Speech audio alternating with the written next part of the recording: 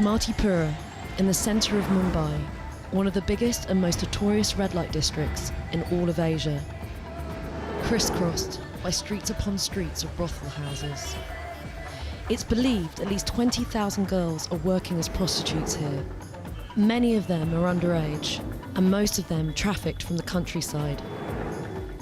It's estimated 70% of them have HIV, and most are subjected to extreme violence.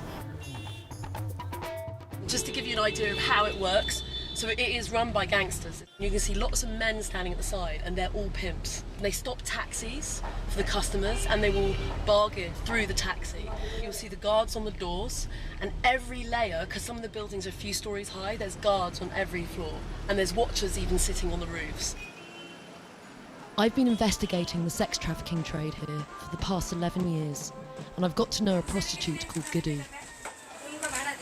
Goody's toughness belies a desperate story of how she was tricked into prostitution when she was just 11 years old. She's 26 now and is used to being underpaid and being abused.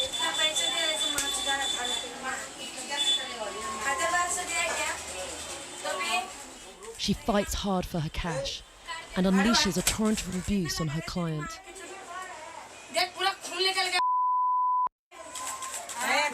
He doesn't retaliate, probably because I'm in the room filming.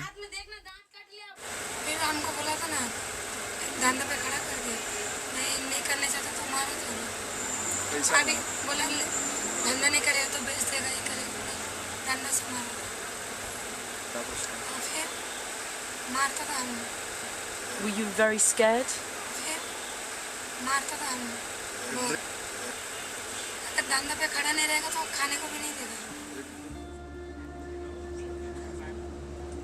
Goody was trafficked from a small village in southern India when she was just 11 years old. Like thousands of others growing up in extreme poverty, she was desperate for a better life and for the chance to earn some money, making her easy prey for the traffickers. There are up to 15 million people living in slavery across India, and most of them are women and children trafficked into the sex industry. हम लोग बहुत गरीब हैं। अब औरत को मैं बोला मतलब हम लोग चला एक का काम करते थे हम लोग दूसरा का घर पे गांव में। फिर मैं बोला जो हमको इधर खाने पीने का रहेगा महीने में 400-500 रुपये मिलेगा उधर रहेगा मेरे को ऐसा काम पे लगा दो। जब भी मैं 11 साल उम्र था मेरा बहुत छोटी मैं आई तो उधर जब भी लेके आया तो देखा एक 14 गली में कमाटीपुरा में लेके आया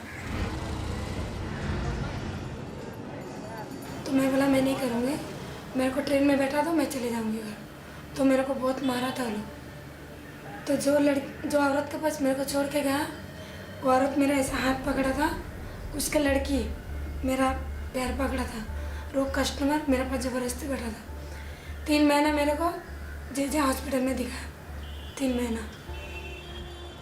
Even worse, I'd heard disturbing stories about how girls, especially the younger ones, were kept inside cramped, locked boxes or cages.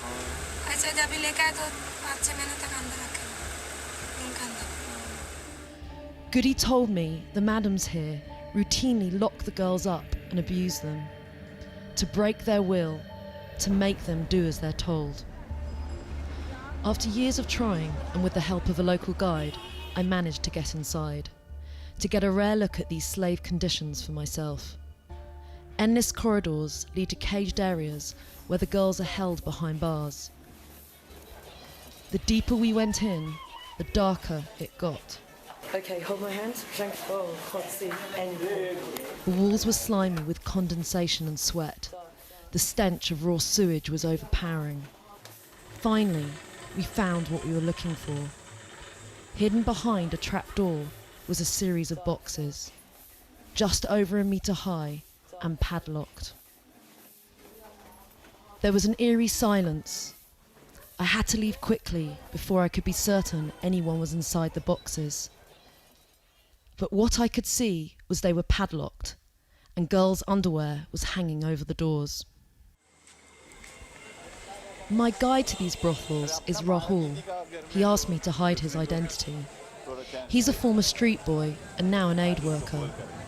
He rescues underage prostitutes, and tells me that as well as locking up the young girls, there is a booming trade in sex with virgins.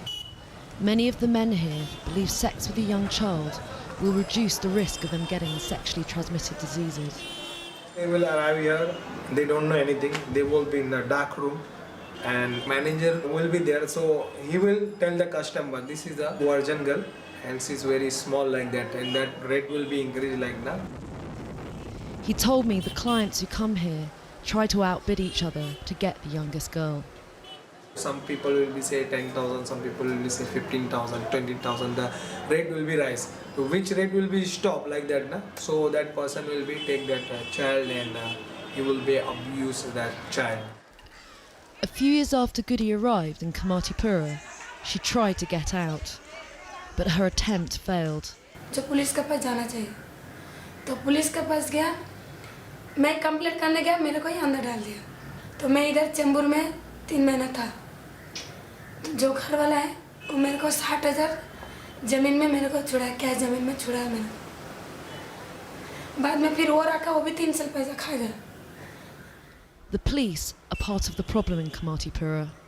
For many of them, prostitution is big money. In fact, they fight for the chance to work here, for the extra cash they can make in bribes. Girls know police is not going to help us because police come for money. They take money, they go. Kamatipura is crawling with gangsters, also looking to make money from the girls. Goody was approached by one, offering to lend her money to escape. But he conned her. He gave her the money and is now forcing her to pay him back with interest. She's now further in debt and trapped. Leaving Kamatipura is a complicated business. A local charity has tried to encourage Goody to leave and seek help. But Goody's pimp is now her boyfriend, and he controls her every move. She is so traumatised that she no longer trusts anyone. What do you hope for now in the future? आपके आगे की जिंदगी के लिए क्या आशा है तुम्हारे पास? क्या तुम्हारा सपना है? है तो बहुत कुछ, मगर क्या करूं? मैं भी चाहता है मेरा घर हो, फिर अच्छे से रहो, अच्छे जगह में खाऊं। कर्जे का वजह से नहीं जाता ना, कर्जा खत्म होगा चले जाऊँ। अभी मेरा पूरा कर्जा खत्म हो जाएगा, मैं चले जाऊँगी। Goody has been dreaming of going home for a long time. She's still stuck in Kamatipura, and she's still working to pay off her debts. It's a brutal industry that takes young girls and then enslaves them. A vicious, self-perpetuating cycle that offers no way out.